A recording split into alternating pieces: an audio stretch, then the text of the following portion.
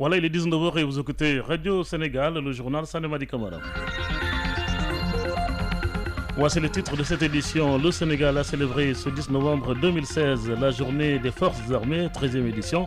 Une célébration placée sous le thème de la contribution des armées dans la protection de l'environnement. Cérémonie présidée par le chef de l'État, le président Macky Sall, qui a félicité l'armée pour le travail accompli dans la lutte contre la coupe abusive de bois notamment. Nous reviendrons dans ce journal sur cette célébration. Après cette cérémonie, le chef de l'État a reçu en audience le chef de la diplomatie française, Jean-Marc Ayrault, en visite au Sénégal pour préparer la visite en décembre prochain en France du président Macky Sall. Ensuite, le chef de l'État s'est envolé pour les États-Unis à New York où il doit prendre part à la réunion du conseil d'administration du FMI avant de recevoir le prix d'excellence de la Chambre de commerce américaine. Les législatives auront bien lieu en 2017 à condition que la refonte du fichier soit terminée à temps, mais au cas contraire, l'ancien fichier sera mis à jour. C'est une précision du ministre de l'Intérieur. Il n'y a pas de pénurie de riz au Sénégal, mais plutôt un manque de communication entre acteurs de la filière riz, dixit le ministre du Commerce Alioune Sarr, qui a réuni ce jeudi producteurs et importateurs de riz. La journée nationale de l'élevage, initialement prévue le 26 novembre prochain à Ndioum, a été reportée au 8 décembre sur le thème Enjeux et défis d'un financement optimal pour l'émergence du sous-secteur de l'élevage. Dans ce journal, vous aurez plus de précisions avec le ministre de l'élevage, Mme Aminata Mbendiaye. Et puis information nécrologique, décès du célèbre artiste vocaliste du Baobab Ndiouga Dieng, qui a su allier succès en musique traditionnelle, aussi bien donc en musique traditionnelle qu'en musique moderne. Le journal des sports sera présenté en direct par Cheikh Tidiane Ndiaye. Quant au dossier société de ce jeudi, il est consacré à la restauration hors du ménage des Sénégalais, dossier réalisé par Ali Ndiaye Diouf. Enfin, la revue de presse de Arona Diouf mettra fin à cette édition. Mesdames et messieurs, bonsoir. À la mise en onde Modou Diop, l'armée sénégalaise est en fête ce 10 novembre. Donc, elle a fêté ce 10 novembre la journée des forces armées, 13e édition, placée sous le signe de la contribution des armées dans la protection de l'environnement. Et en présidant la cérémonie ce matin au Kandial Diop, le président Macky Sall s'est réjoui des résultats obtenus donc dans cette lutte grâce à l'implication des forces armées. Pour Macky Sall, l'armée, au-delà de ses missions classiques, doit faire face aux nouveaux défis tels que la destruction de l'environnement et la déforestation. Nous écoutons le président Macky Sall. Tout récemment, nous avons procédé à la révision de notre politique de défense consécutivement au bouleversement de la géopolitique. Ainsi, l'armée n'est plus confinée dans des missions classiques consistant à arrêter et à repousser un ennemi extérieur ayant traversé la frontière. Devant la prolifération des périls qui mettent en danger les Sénégalais, les forces armées ne peuvent que s'impliquer davantage. Parmi ces périls, les profondes agressions sur notre environnement. C'est dire toute la pertinence du thème de cette année. Contribution des forces armées à la protection de l'environnement. Le mal est profond sur la nature. Dévastation de l'environnement marin. Pollution, mais surtout déforestation. L'on assiste aujourd'hui à un véritable désastre sur nos forêts, surtout dans la partie centre, est et sud du pays. J'ai décidé, plus que jamais, de mettre un terme à cette catastrophe à la fois écologique et économique. Il faudra donc une tolérance zéro contre le trafic illicite de bois sur l'ensemble du territoire national. J'invite les forces armées, de concert avec les forces paramilitaires, l'administration territoriale, les élus, les associations villageoises, avec l'ensemble des populations, à participer activement à la protection de l'environnement dont la dégradation porte préjudice à la santé et met en péril notre sécurité. C'est là une belle illustration de notre concept armée-nation qui permet à nos forces armées, au-delà de leur mission de défense du territoire national, de jouer un rôle essentiel dans la préservation de notre environnement. Le président Macky Sall, donc, qui s'est déclaré entièrement satisfait de l'action des forces de défense et de sécurité et a rendu un vibrant hommage au chef d'état-major général des forces armées, le général d'armée Mamadou Sow, et le haut commandant de la gendarmerie nationale, le général de corps d'armée Mamadou Gueye Faye. Il leur a dit son entière satisfaction sur la manière dont ils ont exécuté leur mission. Mais le président de la République s'est surtout montré satisfait de l'implication des forces armées dans la lutte contre le trafic illicite de bois et le pillage de nos forêts, ce qui nous vaut déjà des résultats estimables.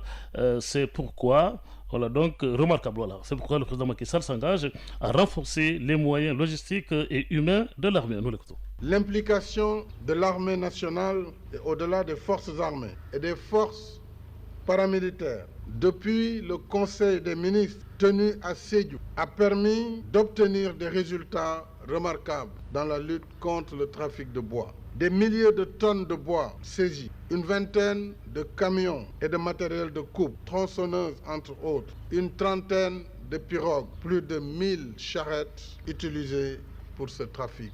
Toutefois, je reste persuadé que la multiplication des missions confiées à l'armée nécessite toujours plus d'effectifs et plus de moyens. C'est pourquoi je réaffirme ma volonté de poursuivre le plan d'équipement, tout comme les efforts d'amélioration des conditions d'existence du personnel, surtout à l'endroit des sous-officiers et militaires du rang. Le Sénégal doit disposer d'un outil de défense qui dissuade et assure la protection de la population, l'intégrité du territoire et la permanence des institutions de la République. C'est en cela que nous pourrons poursuivre notre marche résolue vers le développement.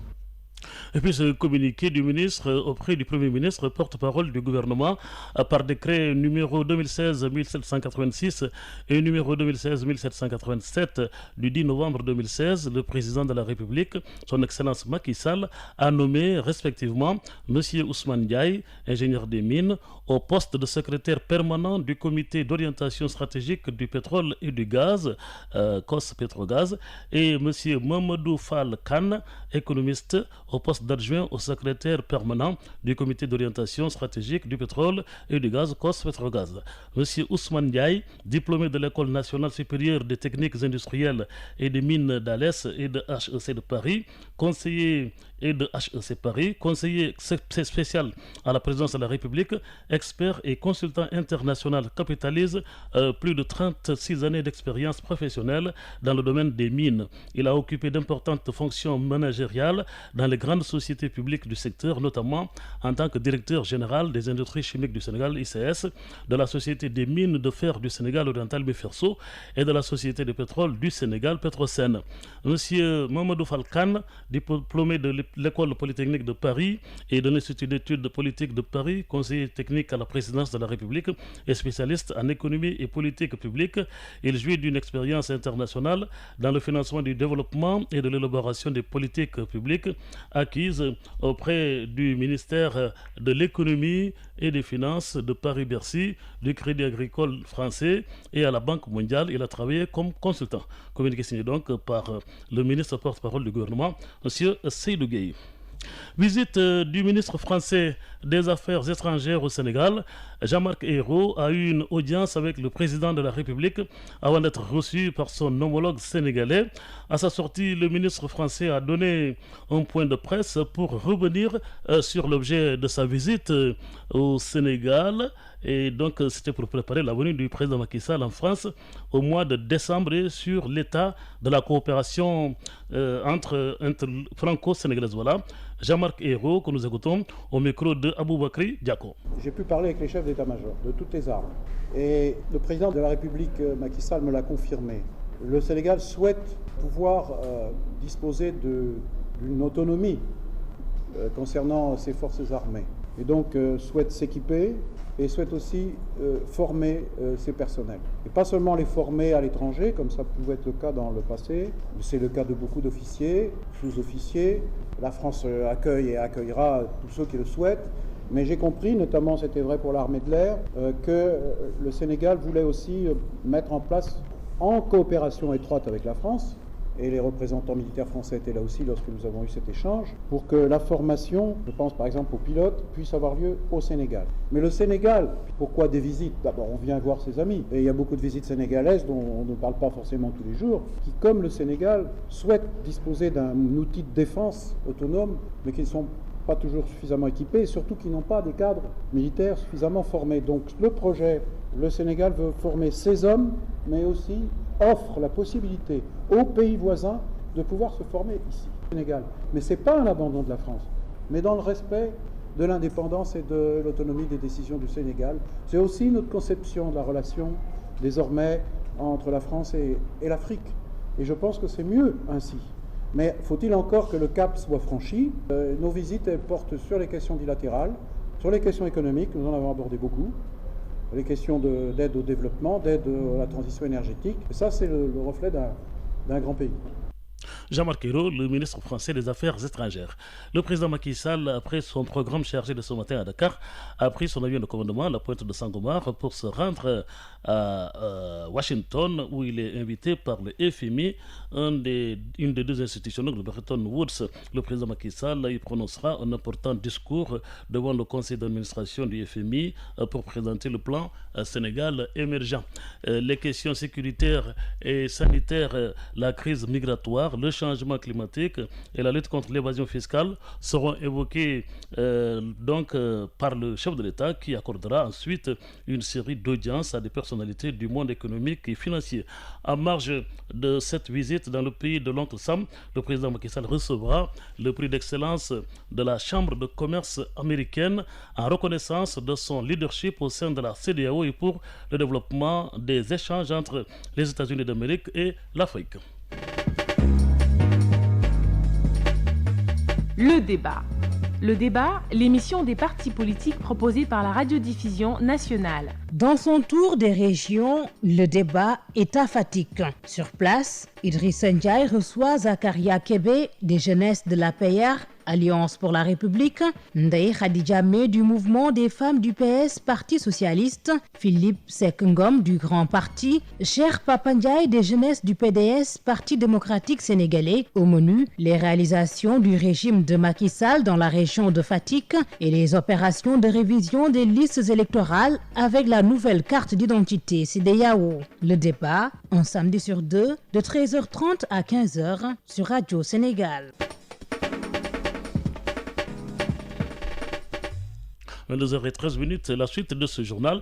J'ai dit tout à l'heure que le chef de l'État s'était rendu donc aux États-Unis à bord de son avion de commandement. C'était la pointe Sarène qu'il fallait entendre. Le Premier ministre Mohamed Boun Abdallah Dionne a salué ce jeudi à Dakar les réalisations du programme eau potable et assainissement du millénaire PEPAM 2015, soulignant qu'elles ont changé le quotidien de milliers de Sénégalais. Selon lui, le PEPAM a permis de réduire les disparités entre Dakar et les villes de l'intérieur avec l'implantation de forages équipés et les extensions de réseaux. Propos tenus lors d'un atelier de capitalisation sur ce programme arrivé à terme le 30 juin dernier. Les élections législatives auront bien lieu en 2017, mais à condition que la refonte du fichier électoral et la confection des cartes biométriques soient terminées. C'est une assurance du ministre de l'Intérieur qui répondait par là à des inquiétudes de l'opposition. Au cas contraire, l'État pourrait utiliser l'ancien fichier et mis à jour. Les explications d'un expert en questions électorales, Ndiaga Silla, il est joint au téléphone par Aboubakry Diako. Par rapport à la procédure de refonte, il y a quand même des inquiétudes relativement au nombre de commissions. Parce que quand même, un peu plus de 400 commissions qui vont devoir enrôler 5 à 6 millions donc d'inscrits, d'électeurs. Je pense que quand même il faut dire qu'il y a des inquiétudes à ce niveau-là. Maintenant, nous ne pouvons nous fonder que sur les dispositions de la loi électorale. En particulier aussi, faisons référence à la dernière déclaration du président de la République, qui ont été relayées d'ailleurs par le Premier ministre, quant à leur volonté effectivement de faire respecter le calendrier républicain. Mais nous disons aussi que il va falloir aussi prendre des mesures d'accompagnement, notamment le nombre justement de commissions, nous le pensons sincèrement, devrait être en fait donc augmenté pour qu'on puisse enrôler le maximum d'électeurs avant les échéance. Au cas où on n'arriverait pas à le faire, est-ce que vous ne craignez pas, comme le suppute l'opposition, que l'État cherche un peu à recourir à ce report des élections? Il y a déjà une disposition dans la loi instituant la refonte, c'est l'article 7 qui prévoit, si toutefois les élections surviennent avant la constitution définitive du fichier, que ces élections-là devraient être organisées sur la base du fichier actuel mis à jour. Mais je voudrais aussi signaler qu'à ce niveau, cette disposition, normalement, elle devrait s'appliquer qu'à titre exceptionnel qu'en cas d'élection anticipée. Parce qu'un gouvernement qui se respecte devrait normalement faire une planification à même de lui permettre effectivement de pouvoir terminer en fait donc l'enrôlement des électeurs bien avant en fait donc les échéances indiquées. Mais tout compte fait, je pense qu'ils ont pris conscience de la nécessité effectivement de mener cette refonte en fait dans les délais donc prévus justement par les dispositions en fait donc législatives. 19h15, vous écoutez donc Radio Sénégal et c'est une précision du ministre du Commerce ce matin au cours d'une réunion avec les acteurs de la filière riz. Selon Alioune Sarr, il n'y a aucun problème de commercialisation du riz au Sénégal, mais plutôt un déficit de communication. Le ministre du Commerce a demandé aux riziers ou importateurs de riz de rejoindre la plateforme pour un approvisionnement correct du marché. Alioune Sarr est au micro de Yolande Ndiaye. Nous avons aujourd'hui 3000 tonnes, dont les 1500 de Vital viennent d'être complètement achetés. Il reste à peu près 2100 tonnes. Le stock de riz blanc actuellement disponible au niveau donc des riziers. Et ce riz blanc est totalement acheté. Il y a du riz paddy qui est en cours également de transformation. Au fur et à mesure que ce riz sera transformé, les éléments statistiques seront envoyés par la SAED aux banques, la direction du commerce intérieur, pour que nous puissions au niveau du comité suivre cela et en même temps assurer la commercialisation. La campagne en cours et ces 36 000 tonnes de la campagne en cours sont également achetées par les commerçants importateurs parce qu'ils sont là. C'est ça qu'ils ont signé. Et donc c'est ça qui nous permet justement d'avoir l'offre intérieure et de réguler les importations. Puisque je rappelle quand même que ces 200 milliards que nous importons chaque année, que nous mettons sur le marché extérieur, aujourd'hui une bonne partie va aller dans les poches des producteurs et des paysans sénégalais. Tout rizier qui a du riz au Sénégal, ce riz est acheté. Il faut simplement que ça soit connu au niveau de la plateforme. Et j'encourage également à ce que tous les riziers participent activement à la plateforme. Parce que si vous avez votre riz et que vous avez un autre circuit également qui n'est pas celui de la plateforme, voilà, vous avez des difficultés également de pouvoir le faire. Le riz doit également être certifié pour être conforme à la qualité demandée par les consommateurs et que autant on met des obligations sur les importateurs, mais autant aussi on met des obligations sur les riziers et sur tout le monde. Parce que c'est la chaîne de valeur qui nous permet justement de pouvoir fournir aux Sénégalaises et aux Sénégalais un produit de grande qualité. Le Sénégal consomme 80 000 tonnes de riz par mois. Nous avons de grands événements. Il y aura donc une ouverture qui sera faite pour contenir le niveau donc de la consommation prévue dans les prochaines semaines, tout en étant dans le dispositif qui nous permet au fur et à mesure aussi de commercialiser le riz sénégalais. Et donc les riziers sont des industriels du riz. La journée nationale de l'élevage, initialement prévue le 26 novembre prochain à Ndioum dans le département de Podor, aura lieu finalement le 8 décembre. Date choisie donc pour abriter la troisième édition donc, de cette journée sur le thème Enjeux et défis du financement optimal pour l'émergence du sous-secteur de l'élevage. Une journée scientifique a réuni les acteurs et les autorités. Écoutons le ministre de l'élevage et des productions animales, Mme Aminata Mbengue Ndiaye, au micro de Djibi Ndiaye. Nous avons fait le tour des régions et nous avons demandé aux autres gouverneurs de région d'organiser une rencontre, une concertation au niveau de leurs régions respectives afin de regrouper les professionnels de l'élevage, regrouper en même temps les professionnels du secteur de la microfinance, du secteur bancaire, pour discuter avec eux et voir vraiment quels sont les problèmes, les défis auxquels ils sont confrontés par rapport au financement du secteur de l'élevage. C'est un secteur qui est difficile, un secteur qui a plusieurs chaînes de valeur et chaque chaîne de valeur a ses problèmes, a ses contraintes. Et c'est la raison pour laquelle la réflexion a porté sur tous les problèmes. C'est le jour que nous avons choisi. D'abord pour écouter un certain nombre d'acteurs de la finance, comme la finance islamique, les professionnels qui sont au niveau du Fonds 6, du Fonds GIP, de la BNDE, pour donner toutes les informations possibles. Mais également, nous allons écouter des experts qui ont été choisis, donc pour venir nous apporter leur expérience et leur expertise dans le domaine du financement du secteur de l'élevage. Étant donné que tous les gouverneurs de région ont tenu ces concertations, donc chaque région a un rapport, a élaboré un rapport qui va également être présenté. Et puis le monde de la culture est en deuil, tout le Sénégal d'ailleurs, avec le décès de l'artiste musicien Ndiouga Dieng. L'auteur du morceau Demo War était un des piliers de l'orchestre Baobab. Selon Alioune Diop, journaliste culturel, Ndiouga Dieng était un grand musicien qui a connu le succès aussi bien en musique traditionnelle qu'en musique moderne. Alioune Diop est joint au téléphone par François Xavier Diop.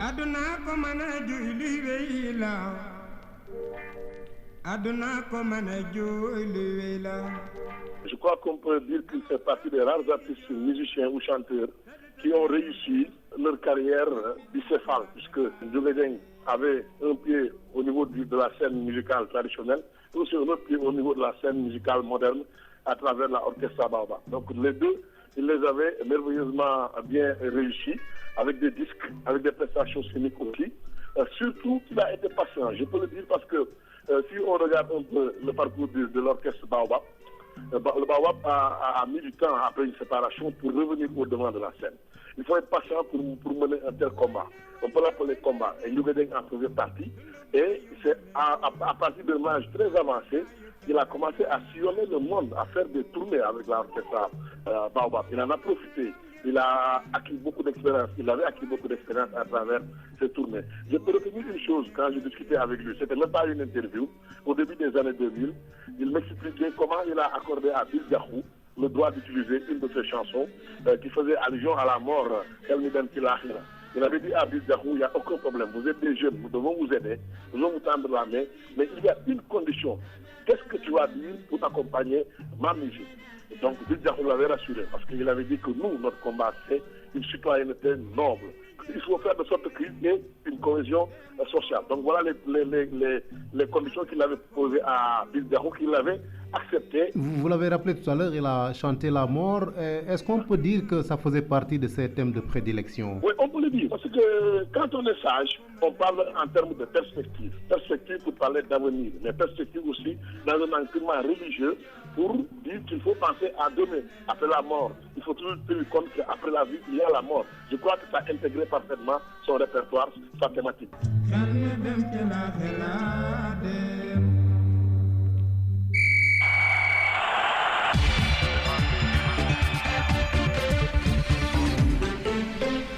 Alors à 19h22, nous abordons la page des sports, le journal des sports avec Cheikh Tidiane Ndiaye. Cheikh Tidiane, bonsoir. Bonsoir. Donc le journal des sports que vous nous présentez en direct. En direct, et nous parlons du match Sénégal-Afrique du Sud ou Afrique du Sud-Sénégal de samedi à 13h à Polokwane en Afrique du Sud. Le ministre des Sports qui annonce que l'équipe nationale a été mise dans d'excellentes conditions pour gagner cette rencontre. Les Lions du football, on le rappelle, font face aux Sud-Africains pour la qualification à la Coupe du monde de football. Matarba invite les Sénégalais à soutenir les Lions. Le ministre des Sports visitait ce matin des infrastructures sportives dans la région de Dakar. Matarba, des propos recueillis et traduits par Demba Diaw. 48 heures maximum ci match bu am solo diggante Sénégal ak Afrique du Sud. Nous sommes à 48 heures du match Sénégal-Afrique du Sud. C'est une rencontre très importante. Voilà pourquoi nous sollicitons des prières de tout le peuple sénégalais. C'est notre équipe nationale. Tout le monde doit soutenir cette équipe. Si nous gagnons cette rencontre, nous aurons une place confortable pour la qualification à la Coupe du monde. Nous y tenons fermement. Nous espérons que tous les Sénégalais vont prier pour notre équipe nationale. Les joueurs ont été mis dans d'excellentes conditions. Le DAGE du ministère des Sports et le directeur de la haute compétition, tous ces gens sont déjà en Afrique du Sud pour cette rencontre. Il n'y aura pas de problème de prime, il n'y aura aucun problème. L'objectif, c'est de gagner le match. Cela est rendu possible grâce au soutien du chef de l'État Macky Sall. Il y a aussi le handball pour la Coupe d'Afrique des Nations. Nous prions également pour cette équipe nationale de handball. Elle peut remporter la Coupe d'Afrique des Nations de handball. Ce sera une fierté pour le peuple sénégalais. Mu nekk fierté l'ensemble du peuple sénégalais. Le ministre des Sports Matarba donc qui visitait des infrastructures à Dakar. Demba Diaw y reviendra. Il parlait du match des Lions mais également des conditions générales des équipes nationales. Les Lions du Sénégal en plein dans la préparation, Sané Madi Camara. Et c'est pour cela que l'équipe est bien à Polokwane. C'est à 300 km de Johannesburg et les Lions sont au complet. Ils poursuivent les différentes séances séance sur une pelouse non loin de leur résidence. Autre bonne condition, nous écoutons le directeur technique national Maya Sinmar qui accompagne l'équipe. On est en train de déroger donc le programme que l'entraîneur a déjà mis en place. Il reste intact les chances du Sénégal. Je pense que c'est une compétition pour laquelle une victoire à 3 points à l'extérieur, effectivement, est une très très bonne chose. Et je pense qu'aujourd'hui, en tout cas, c'est ce qu'on veut, c'est ce qu'on souhaite d'ailleurs. Et on travaille pour ça. Et aujourd'hui, le ministère, la fédération, je crois que toutes les dispositions sont prises, en tout cas, pour effectuer un bon match. Le programme établi par l'entraîneur également aussi est en train d'être bien suivi à Polokwane. Et la chance que nous avons, c'est que nous avons effectivement le terrain d'entraînement à côté de nous. C'est juste à 2 minutes de marche. Donc, je pense que nous allons bien nous concentrer sur ces 2 matchs et souhaiter effectivement quand même d'avoir les 3 points, Inch'Allah. Maya Sinmar qui souhaite que l'équipe nationale gagne la rencontre, l'équipe nationale qui est en tête avec 3 points, suivi de l'Afrique du Sud et du Burkina Faso 1 point et du Cap-Vert 0. Le Cap-Vert qui reçoit d'ailleurs le Burkina Faso samedi également, mais à partir de 17h. Le match Sénégal-Afrique du Sud ou Afrique du Sud-Sénégal sera dirigé par un trio arbitral ghanéen. Il s'agit de Joseph Lamti, assisté de David Lionhut et Badou Ibrahim Adams. Le 4e arbitre est également ghanéen, il s'appelle Agbovi William. Du côté des adversaires, les Bafana, quelques inquiétudes puisqu'il y a 2 à 3 forfaits. Le milieu de terrain est capitaine Den Fourman et le latéral gauche Tebago qui sont donc forfaits. Afrique du Sud-Sénégal, c'est samedi à 13h, un match que vous pourrez suivre sur Radio Sénégal en direct. Cette deuxième journée des éliminatoires de la Coupe du Monde Sanemadi, zone Afrique surtout, démarre demain avec un seul match le soir à 19h. Libye et Tunisie, c'est dans le groupe A. La Tunisie qui est 2e derrière la RD Congo avec le même nombre de points 3. La Libye 4e avec derrière la Guinée Conakry avec le même nombre de points. Ces 2 équipes n'ont pas encore marqué de points 0. Donc c'est la 11e journée et le choc reste donc Brésil-Argentine pour la zone Amérique du Sud qui démarre ce soir 23h45 à Belo Horizonte, Brésil-Argentine, et tout à l'heure à 20h30 Colombie-Chili, 23h Uruguay-Équateur, Paraguay-Pérou et Venezuela-Bolivie. C'est à partir de 23h30. Et puis pour boucler de l'athlétisme avec David Rudisha qui est donc nommé à la commission des arbitres de la Confédération africaine. Le double champion du monde et olympique du 800 mètres a été désigné ce jeudi président de la commission des arbitres de la CAA. Le Kenya succède au sprinter namibien que vous connaissez bien, Frankie Fredericks. Voilà, 4 nouveaux membres ont été également nommés au sein de la commission, parmi lesquels l'ancienne sprinteuse nigériane Marie Onyali, vous la connaissez bien également, et le lanceur de marteau, le Tunisien Hakim Toumi. Voilà, merci Cheikh Tidiane qui vient de nous présenter en direct le journal des sports. Alors à 19h26, le dossier société de ce jeudi nous plonge dans l'univers des personnes qui se nourrissent hors de leur famille, hors de leur maison. Ils sont 70% de Dakarois qui risquent ainsi leur santé, selon une étude de Endagraph Sahel. L'ONG qui a fait cette étude dans la capitale a dénombré plus de 5000 restauratrices. Le sociologue Djibi Diakhaté parle d'individualisme donc dans les familles. Le dossier société est signé Aligna Diouf. 20h30 à Buntu Pikine, juste en face des taxis clando en partance pour Icotaf et Taliboubès. De l'autre côté de la rue, c'est l'heure du dîner ce soir encore. Comme chaque soir, une animation totale y règne.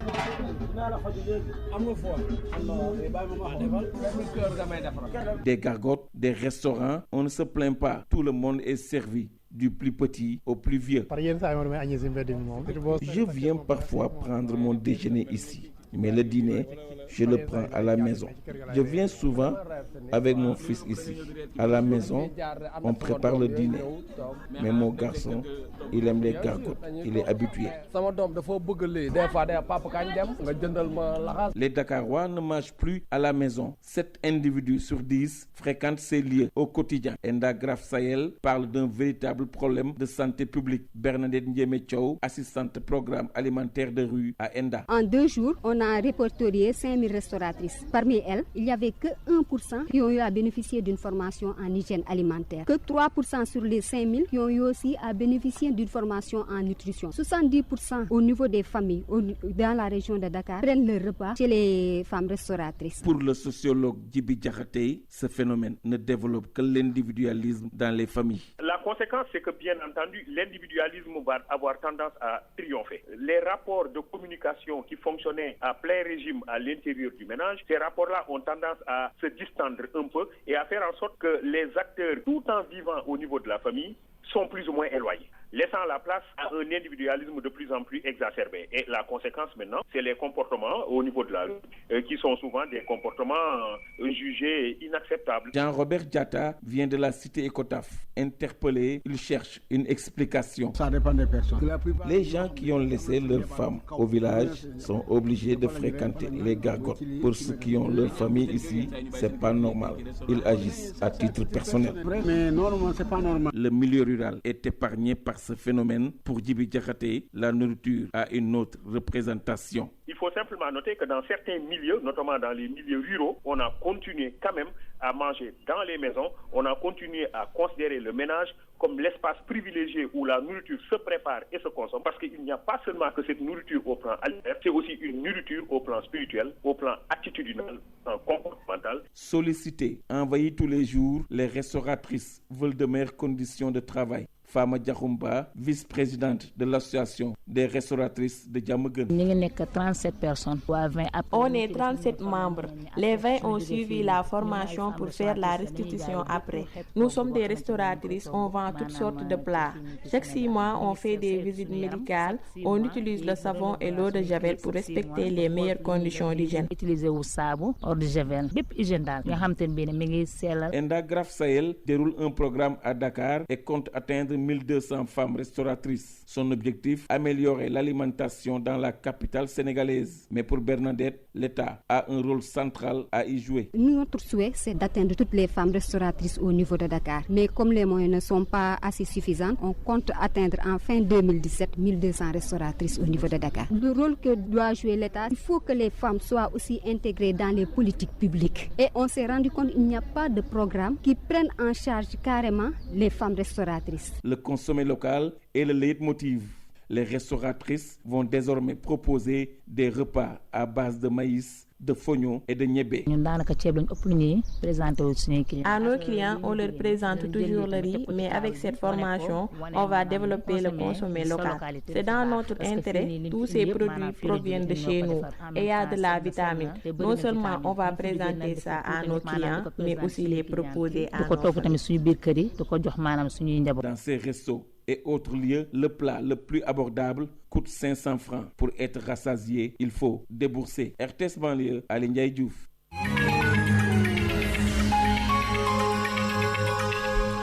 Et puis à 19h31, la revue de la presse du jour donc sera présentée par Arona Diouf. Élu 45e président des États-Unis, Donald Trump fait la une ce matin de la presse sénégalaise. Et d'abord, ses félicitations de Macky Sall au nouveau locataire de la Maison Blanche à la une du quotidien Le Soleil, ainsi de l'immobilier à la Maison Blanche, s'exclame Ali Diouf du quotidien national. Pour qui on l'aime ou on le déteste, mais Donald reste Trump, un Américain, et cette élection du milliardaire est la preuve, estime le populaire, que chacun aux États-Unis à peu près peut vivre ses rêves, même si cela se transforme en cauchemar généralisé pour les autres. Une élection de Trump, selon les analystes, qui est une forme de rejet de l'establishment. C'est en tout cas un joli coup de pied à la fourmilière, s'exclame Sucré Salé, et surtout joli coup de pied à tous les prétendus sondeurs, tacle le biaisiste du quotidien. Des sondeurs qui pensent mieux connaître les gens que les concernés, loin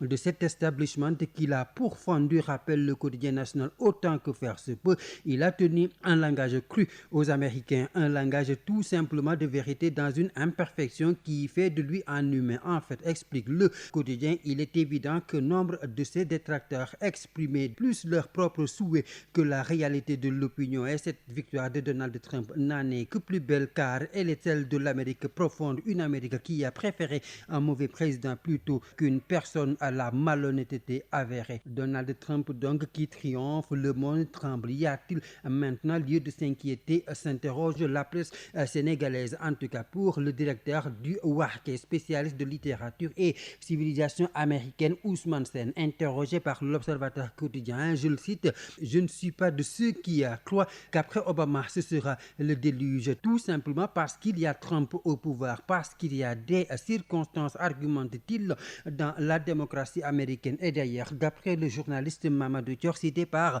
mes confrères de Enquête, le candidat Trump n'est pas le président. Son discours sur les immigrés qui nourrit de grandes appréhensions dans le continent, par exemple, c'était un discours électoraliste, car explique ce diplômé de l'université Cheikh Anta Diop de Dakar en études de langue et civilisation américaine. Son discours de victoire a été beaucoup plus accommodant que celui qu'il avait l'habitude de tenir, ce qui ressemble, disait l'homme des médias, selon Enquête, à un dédoublement de personnalité entre Trump candidat et le Trump du discours victorieux, qui n'est en fait qu'une stratégie, parce qu'aux États-Unis, rassure-t-il, le système est bien huilé, quelles que soient donc vos excentricités. Il y a un noyau à Washington pour vous préparer à assumer votre charge présidentielle, poursuit ce journaliste de la RTS, parce que si vous y regardez bien, dès son discours d'après-victoire, on a vu un président élu diamétralement opposé, constate Samba Alar, au candidat républicain qu'il était quelques heures plus tôt. Enfin, la presse tire les leçons que l'Afrique peut tirer de cette élection de Trump. Seulement, l'on doit savoir que l'Amérique aux urnes,